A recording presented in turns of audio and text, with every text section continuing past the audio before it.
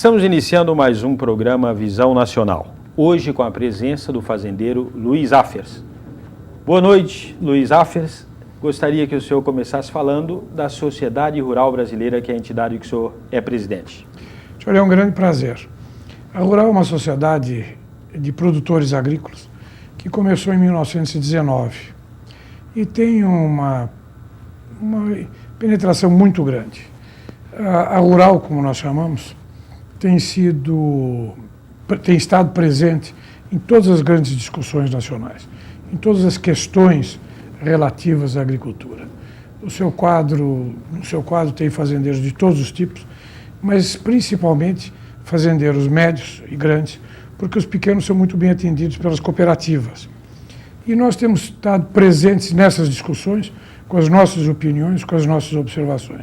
E essa é uma das razões que eu estou aqui para convencer aos telespectadores, principalmente aos consumidores, da importância da agricultura na economia nacional. Nós temos sido, talvez, pouco entendidos, pouco compreendidos. As pessoas têm um pouco de desinteresse nos assuntos da agricultura, e eles são muito importantes. O agronegócio hoje é 40% do produto nacional. E todo produto que a senhora compra no supermercado começa arando a terra. A Sociedade Rural Brasileira, ela representa todo o Brasil, naturalmente. Em termos de agricultura, São Paulo, o senhor é paulista? O que representa São Paulo no contexto do Brasil, em termos de agricultura? Olha, muito. Mas mais do que uma visão patrimonialista e proprietária, São Paulo produziu grandes fazendeiros, grandes empresários rurais, e essa gente está espalhada pelo Brasil inteiro. Como os gaúchos também, você veja aqui a abertura do Cerrado do norte do Mato Grosso, do Cerrado, hoje o Cerrado do oeste baiano, tem muito gaúcho. Então é uma visão muito mais cultural do que geográfica. E a Rural tem contato com essa gente toda, atende essa gente toda, discute as preocupações e principalmente discute soluções. Nós achamos que repetir os problemas é cacete. Com relação à reforma agrária, qual a posição da SRB, da Rural, como você Olha, disse? isso é uma pergunta bastante interessante, porque no começo da minha atuação havia um erro do nexo causal. O problema não é a reforma agrária, o problema é pobreza no campo. E por um erro de nexo causal, havia gente que não queria reconhecer o problema, porque tinha medo que tivesse que reconhecer uma solução na qual nós não concordamos. E eu não. A Rural hoje concorda com o problema e propõe outras soluções. O que o pobre quer, e a pobreza no campo é inegável e inaceitável, é dignidade. E isto nós podemos ter com empregos, com expansão da agricultura e também com a reforma agrária. E qual é a proposta da SRB, da Rural, para reforma agrária? O senhor concorda com o que está sendo feito no Brasil hoje? Bom, pode ser melhorada, deve ser melhorada, mas está sendo feita. A primeira providência que nós achamos é expandir a agricultura, porque você pode restaurar a dignidade dessa pessoa através de um bom emprego. É o mais rápido, é o mais fácil. E nós somos vítimas e testemunhas dessa situação. Porque eu, na minha fazenda, geralmente aos domingos, tem 3, 4, 5, 6 famílias pedindo emprego para ganhar 6, 7, 8 reais por dia. Eu sou vítima, eu sou testemunha desse desânimo que impera no campo. Então, a primeira solução é expandir para dar emprego. A segunda é uma reforma agrária para que nós fortaleçamos a propriedade familiar. A propriedade familiar é muito importante socialmente e ela é suficientemente eficiente economicamente. Mas são duas agriculturas, dois problemas e duas soluções.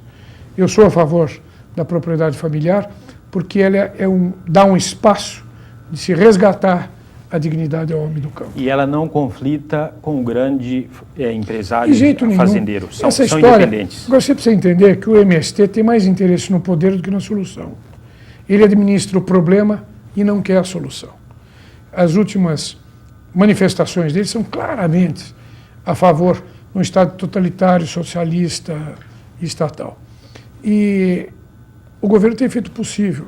Você veja, foram assentadas 300 mil famílias. Tem mais a fazer? Tem muito mais a fazer. Mas também não vamos dizer o que foi feito, foi pouco. E seria irônico, não fora trágico, centrar a discussão na posse da terra. O governo já tem 10 milhões de hectares. Sabe o que é 10 milhões de hectares? É mais do que Portugal. Há muita gente querendo sair do negócio da agricultura porque ele está pior e mais difícil. Agora, existe uma sensação de punição, querer tomar a terra, brigar, invadir. Isso tudo faz parte de uma visão muito mais política, muito mais do problema do que da solução. Há muito o que fazer, mas o caminho já está iniciado, está sendo trilhado. Eu vou pedir licença, nós vamos fazer um rápido intervalo e a gente volta já.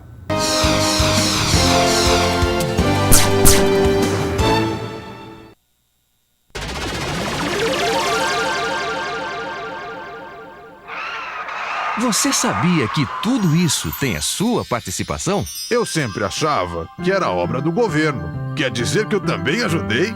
Você, os seus amigos, os seus vizinhos, milhões de contribuintes como E vocês. como é que a gente contribuiu? Pagando os impostos. Eles estão em todos os produtos que compramos e nos serviços que utilizamos no dia a dia. Os governantes são eleitos para administrar o dinheiro público e promover o bem comum. Valorize o seu imposto. Ajude a combater a sonegação e o desperdício. Exija nota fiscal.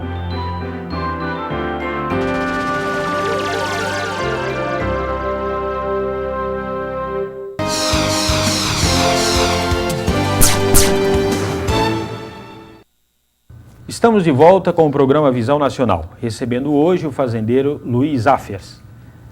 Luiz Áfias, o que a SRB, a Rural, tem a dizer sobre esse projeto que está tramitando no Congresso Nacional sobre o aumento da área de desmatamento? Primeiro, não é o aumento da área de desmatamento. O que eles querem é diminuição da área de produção. Atualmente, nós temos 50% de reserva na Amazônia e 20% no Cerrado. Os ecologistas querem aumentar para 80% na Amazônia e para 50% no Cerrado.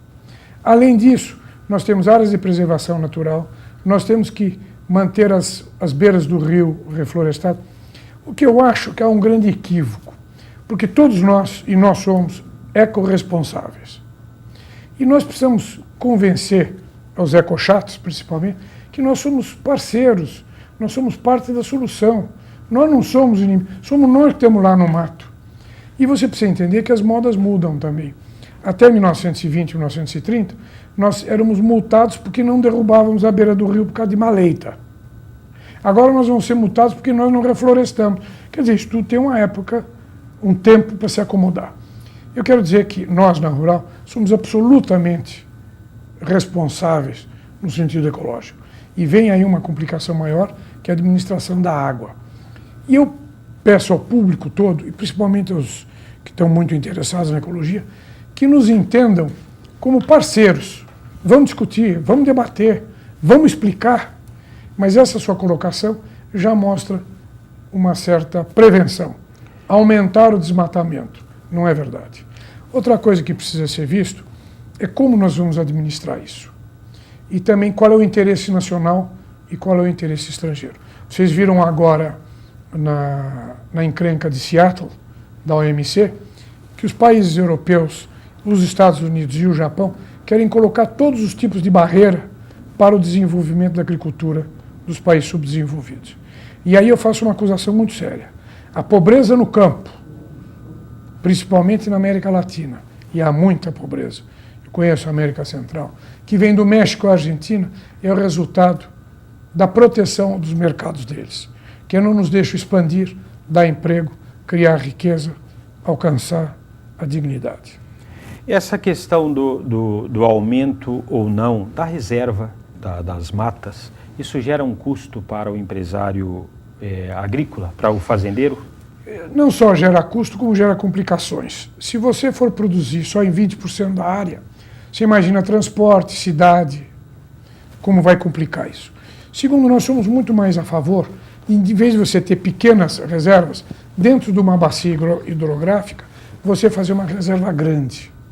Principalmente porque hoje, com o ecoturismo, que cresce muito, é bom negócio fazer isso. Agora, você precisa entender também as dificuldades dos lavradores que estão numa fase difícil e você conscientizar culturalmente e de uma maneira positiva esta parceria. E não criticar os agricultores, dizer que somos devastadores. Gente, o Brasil é um dos grandes produtores agrícolas. Nós somos competentíssimos em agricultura. Para você ter uma ideia, nos últimos 15 anos, a área arada, plantada, diminuiu 0,5% e a produção aumentou 40%. Isso é uma clara demonstração da nossa competência.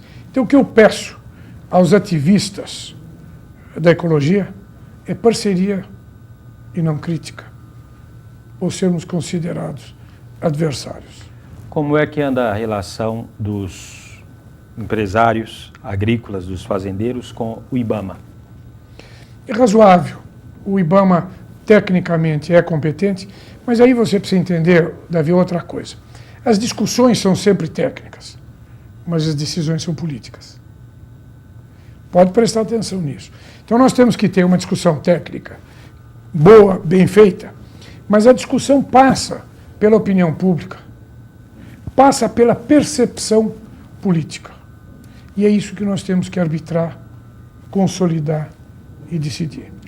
Luiz, uma curiosidade, dentro desses fazendeiros do Brasil, desses empresários da agricultura, tivemos a época do açúcar, a época do café, a época de vários tipos de agricultura. Quais são os grandes hoje no Brasil? Os grandes fazendeiros hoje? Olha, nós não temos grandes fazendeiros, não é? A indústria do açúcar virou uma grande indústria. Mas fora disso, nós temos 5 milhões de propriedades agrícolas no Brasil. São 5 milhões de pequenos empresários. Não é? E eu acho que isso ainda vai crescer, porque deve crescer a agricultura familiar.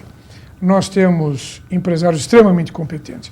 O pessoal que foi ao Cerrado, o Cerrado Mato Grosso, principalmente foi uma grande expansão dos gaúchos e dos paranaenses, também dos paulistas, porque a terra era barata, plana. E aí tem uma coisa, Davi, muito interessante. Nós saímos de uma agricultura de extração, onde nós derrubávamos o mato e extraíamos a fertilidade, para uma agricultura de conversão, porque o Cerrado é muito pobre de nutrientes, mas muito rico no clima. Eu chamo a atenção também para o telespectador que a agricultura, no fundo, é um negócio de energia. Nós somos os mais competentes captadores de energia solar.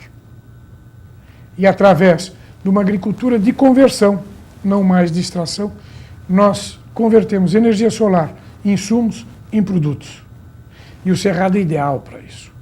Porque o Cerrado é plano, ou chove bem, como no Cerrado Mato-Grossense, ou você pode irrigar, como no Cerrado Baiano. Só para te dar uma ideia, no café, que é o meu negócio, há uma ruptura, não mais uma evolução. A média de produção do café é 15 sacas por hectare, beneficiado. A média dos bons é 30 a 35. E no Cerrado Baiano, através da irrigação e de uma tecnologia, mas de ponta mesmo, vai para 80 sacas. Criando emprego, criando um nível tecnológico que vai para as outras culturas. Quer dizer, é toda uma modificação que não é uma evolução, é uma ruptura. E a pesquisa no Brasil está muito adiantada. A Embrapa, o Instituto Agronômico, Viçosa, Lavras, nós administramos a agricultura tropical de uma maneira brilhante.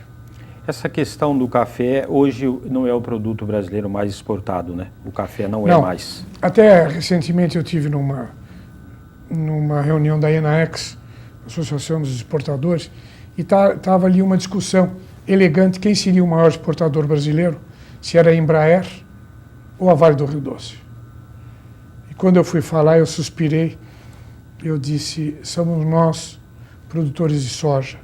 São milhares de pequenos produtores e médios espalhados pelo sertão todo, hoje torcendo para chover, porque nós estamos numa seca muito ruim, torcendo para chover, sendo o segundo maior produtor de soja do mundo, o segundo maior exportador de soja do mundo, e o complexo soja, grão, farelo e óleo é o maior exportador brasileiro. Na região da Bahia, o senhor falou aí que a produção é muito boa, a produtividade é muito grande, tem água suficiente? Tem envolvimento da SUDENE também, incentivos governamentais? Tem, mas a agricultura ainda está um pouco por fora disso. Mas lá o terreno é muito plano, tem água dos rios. Se você olhar no mapa, é a zona que, uma área da Bahia remota para os baianos, que fica na fronteira do Goiás. Tanto assim que o nosso acesso é por Brasília. E você olha no mapa, tem diversos rios que correm para o São Francisco. Além do que, é riquíssimo de água no subsolo. Tudo isso precisa ser equacionado, discutido e resolvido. Mas tem água, tem sol, tem coragem, tem tecnologia. E tem empresário querendo trabalhar também. E isso gera emprego, muito emprego atualmente na região? Muito emprego. Principalmente o café é extremamente intensivo de mão de obra. Não tem mecanização na produção do café? Tem bastante mecanização, mas ainda assim. E traz mecânico, agrônomo, o sujeito que entende da bomba, o sujeito que entende do pivô, o que conserta isso. Você veja, o norte do Paraná é uma beleza, foi feito com café. São Paulo foi feito com café. Sim. Sul de Minas foi feito com café. O oeste baiano está sendo feito também com café, mas já produz 1,5 milhão de toneladas de grãos. Simplesmente deslocou, né, essa produção agrícola que era aqui o Paraná. Não deslocou, evoluiu. Evoluiu. O Paraná, na década de 60, produziu 22 milhões de sacas de café. Esse ano não vai produzir 2. Foi substituído pela soja, mas deixou semeado uma riqueza enorme. As fazendas, a tecnologia. O café é pioneiro. O café traz gente boa. O café, se você vê a Terra Nostra, né? Se você vê a Terra Nostra, os italianos vieram por causa do café. E hoje São Paulo é uma grande cidade italiana, um grande sucesso. Com certeza. Pedir licença, vamos fazer mais um rápido intervalo, a gente volta já.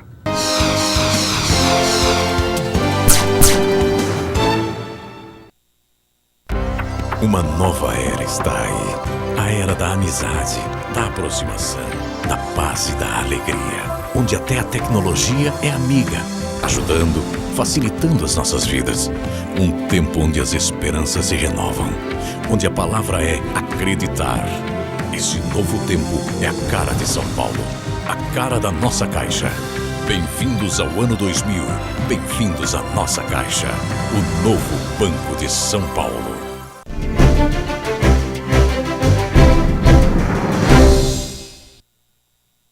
A diretoria do Sindicato dos Agentes Fiscais de Rendas do Estado de São Paulo está cumprindo uma programação de reuniões junto às delegacias regionais tributárias, tanto no interior quanto na capital.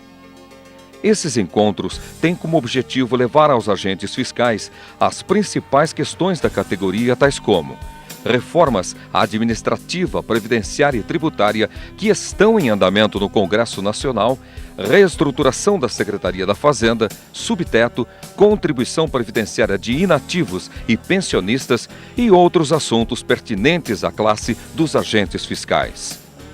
Entre os pontos abordados, o Sinafresp tem levado à categoria a preocupação com o aperfeiçoamento e a reciclagem profissional, oferecendo a oportunidade de cursos aos seus associados. Já foram realizadas reuniões em Campinas, São Paulo, Presidente Prudente, Santos e Jundiaí, dando largada para percorrermos todas as delegacias do Estado. O objetivo do sindicato é manter a categoria unida e bem informada.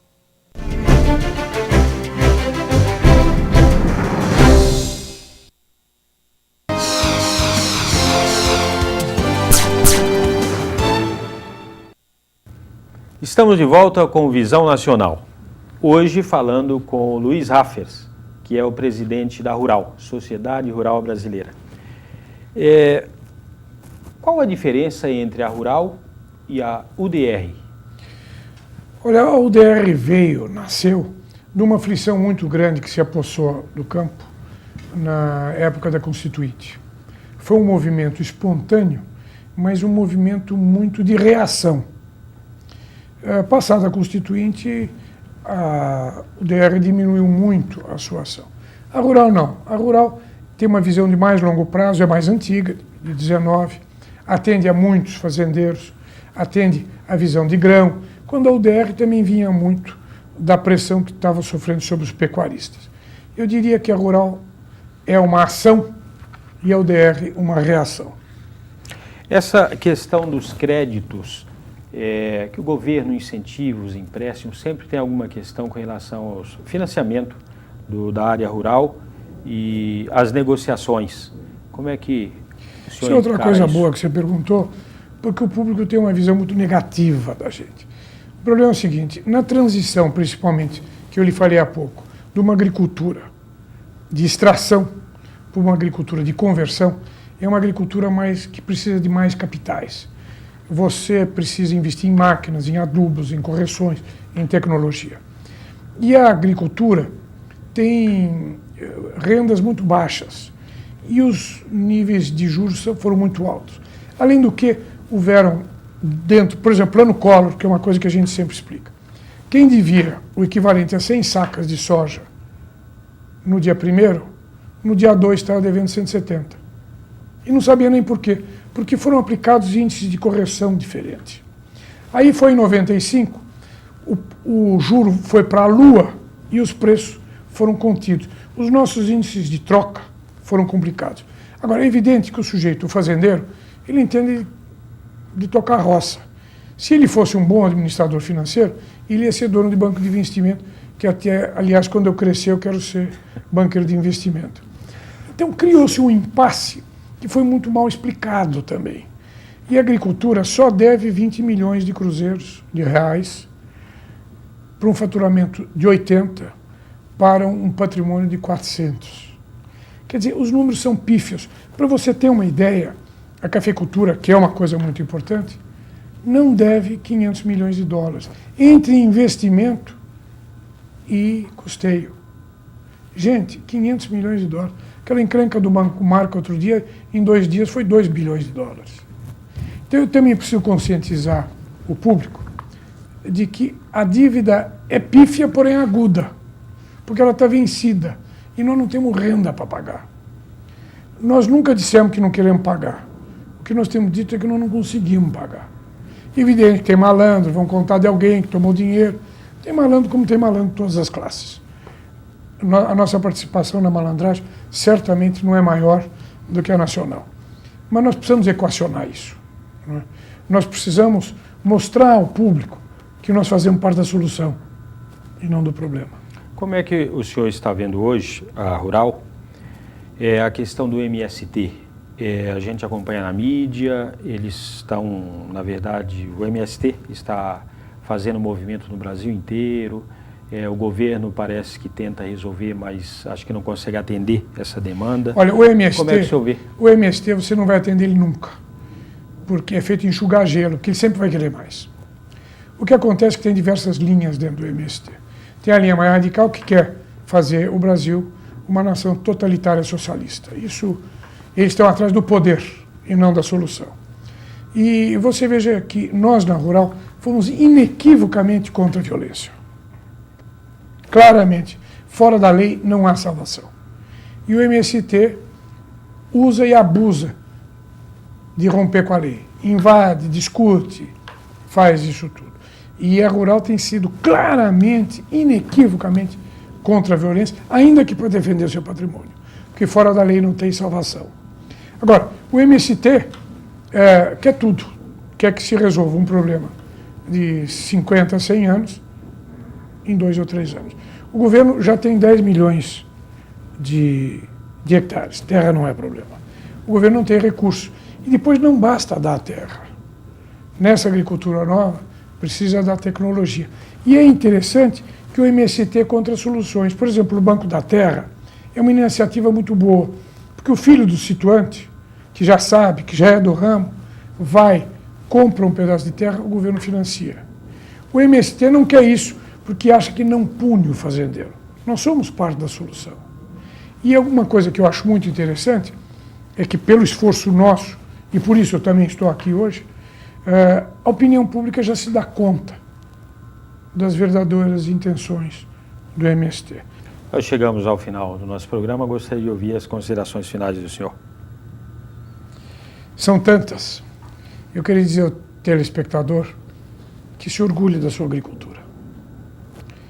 E que eu represento uma classe que trabalha muito, não sabe se manifestar, não sabe se comunicar, mas é muito orgulhosa. E eu tenho um baita orgulho de ser fazendeiro e de ser brasileiro. Nós agradecemos a presença de Luiz Afers. Tenham todos uma boa semana e até o próximo programa.